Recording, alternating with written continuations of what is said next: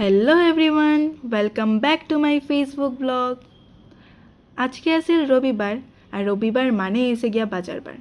আর আমরা আই গেলাম পুনের wholesale fish মার্কেটে। চলো তোমরারেও লইয়া যাই আর দেখাই শিলচরের ফাটক বাজার নাকি পুনের মাছ বাজার কোনখানে সবচেয়ে বেশি ভ্যারাইটি পাওয়া যায়।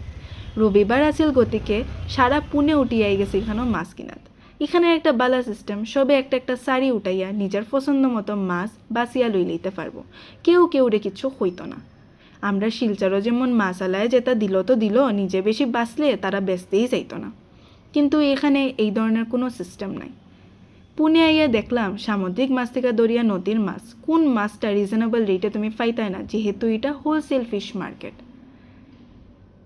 খাখরার থেকে দরিয়া বাটা ট্যাংরা ফুটি সুটো ইসা সব ধরনের মাছ তুমি পাইলিবা। আগে যখন আমরা হায়দ্রাবাদ থাকতাম ওইখানেও আসিল মাছের রাখাল, পাওয়া যাইতো শুধু রৌ বাউস, আর ইটাও আসিল রক্তসারা মাছ।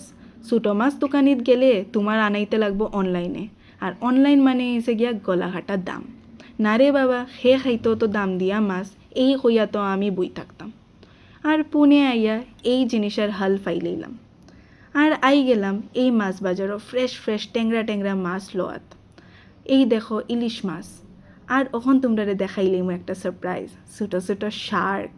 এখানেও মানুষের শার্ক পর্যন্ত খায়। আর এই মাছের ব্যাপারে না হইলে না হয়, এত বড় মাছ 8-10 কিলো একটার ওজন। আর এটা হয়েছে লাইন, যে জায়গাত সবের সারি লইয়া দাঁড়াইয়া বিল করাইলা নিজের মাছের। ওখন দেখাইলাই তোমরা চিংড়ি মাছের ভিআইপি লাইন। এখানে সবের বড় চিংড়ি লইয়াই যায় পরিষ্কার করাইয়া লইয়া যাওয়ার লাগিয়া। আর এটা হয়েছে কাটিং এরিয়া, যে জায়গাত সবের আবার লাইন ধরতে লাগবো নিজের সারি লইয়া এখানেও মাছ কাটানি লাগিয়া। আর মাছ কাটা হয় ওজন হিসাবে। তোমরা যদি এই ধরনের ইনফরমেটিভ ভিডিও ভাল লাগে একটা লাইক আর কমেন্ট করে দিও।